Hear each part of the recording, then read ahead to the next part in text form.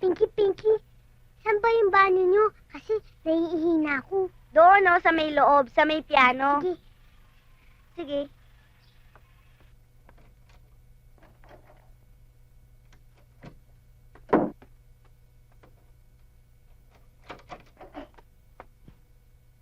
Hoy, ba't mo binubuksan yung pinto?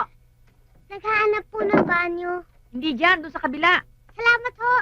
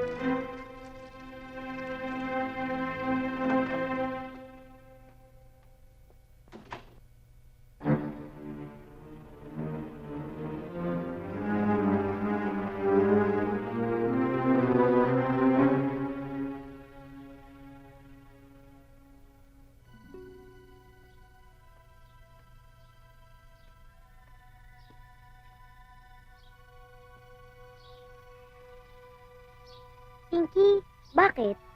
Uuwi na ako. Bakit? Akala ko ba maglalaro pa tayo? Hahanapin ako sa amin eh. O, sige na nga. Sayang. Sige ah. Bye-bye.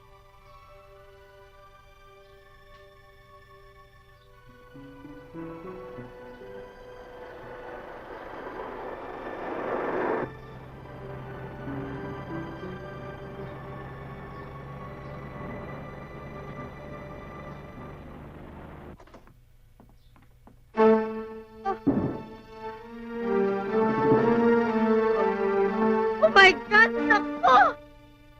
Alahas mo! Upeng! Kinsyang! Bilisan nyo! May nakapasok sa kwarto ko!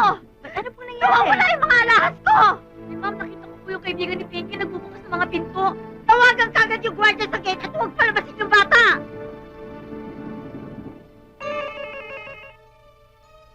Guardians, hello? Hello? May bata kang tumahan dyan yung nakadilaw na t-shirt? Ito po, papalabas pa lang po. Pigilin nyo! Huwag nyo palabasin! Opo. Hoy, bata! Anong trabaho mo? Businessman ako, tsaka artist. Bagay kami ng mami mo, no? May asawa ka na? Wala pa. Bachelor ako. Kaya pwedeng-pwede ako maging father mo. Ayan ng mami ko. Diyan ka lang, huwag kang alis. Mami! Oh! Bakit? Bakit? Oh, Mami, may sasabihin ako sa'yo. Paalisin mo na siya. Nakakainis ang yabang. Ay, naku, anak. Ayoko ng ganyan, ha? Masama sa bata yan. O sige na, matulog ka na. Go to your room na. Kiss mommy, kiss mommy. Okay, bye-bye. Nakakainis. Pasensya ka na sa anak ko, ha? Naku, okay lang yun. Cute na cute nga siya eh. Odette, when will you marry me? Ano pa bang hinahanap mo sa akin? I'm already a very successful businessman. I'm also an artist. Seems to me we're very compatible. We could be very good lifetime partners, you know? Aha! Alam ko na. Mami! Ang sakit ng tiyan ko. Mami! Sakit-sakit ng tiyan ko. Mami! Excuse me. Bakit, anak? Bakit ba? Ano nangyari, ha? What's wrong? What's wrong? Ha? Bakit? Ano Mandy, I'm sorry. I have to attend to my daughter first, ha? It's okay. I'll come back next time. Sige, bye. Thank you. Bye. Bakit ba, anak, ha? Ano bang nangyari? Okay, ang galing ko, Mami, no? Ibig mo sabihin, nagdadrama ka lang? Anak naman, hindi mo na pinagpilihan si Mami. Bakit ba naman, Mami, halika anak? na. Tulog na tayo, Mami. Naman, gumawa pa ako ng kape. Mami, halika. Mabuti na lang at hindi grabeng inabot ni Junjun. Bruises. Konting sugat sa ulo. Sabi ng mga doktor, ilang araw na lang daw, okay na si Junjun.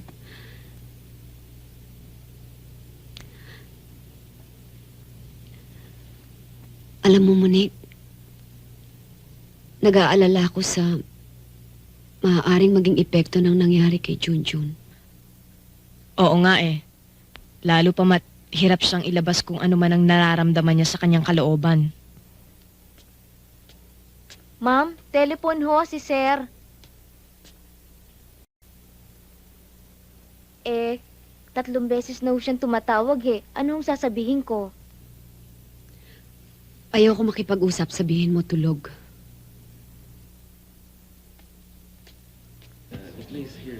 Ano ba talagang problema mo, Mike? Wala. Kulang lang sa atensyon. Talaga bang ganyan kayo mga babae? Pag nakuha nyo na lahat ng gusto nyo sa amin mga lalaki, sinasaisan tabi nyo na lang kami. Taken for granted.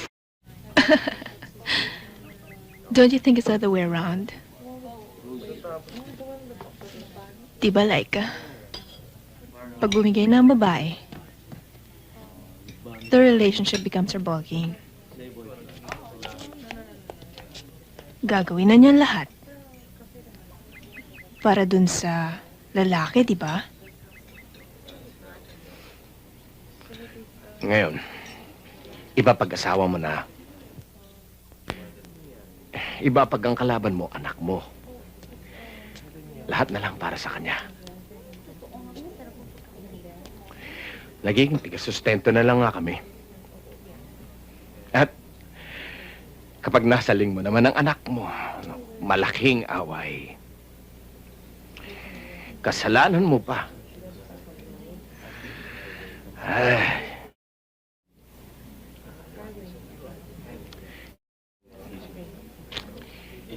Paano na ako?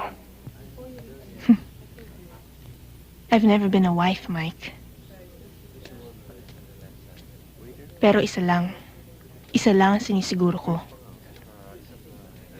I give everything para dun sa lalaki sa buhay ko. Lalong-lalo na kung ang lalaking yun ay ikaw. Finally, I've got you where I want you. Pero hindi pa yan tapos. I want more, Mike. I want all of you.